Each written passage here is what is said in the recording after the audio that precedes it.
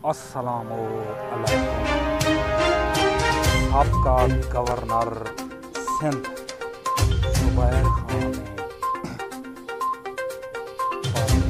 ने परगंडा खेला गया पूरी दुनिया से, उनके गलत नानेबा अल्फाज बोले गए।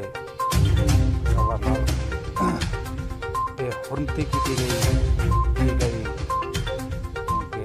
ये बात नहीं है कि एक पाकिस्तान मुल्क का गवर्नर हो, उसकी इज्जत छाली गई है या ज़बान इस्तेमाल की गई है कि अच्छा नहीं है। गवर्नर बहुत अच्छे इंसान थे,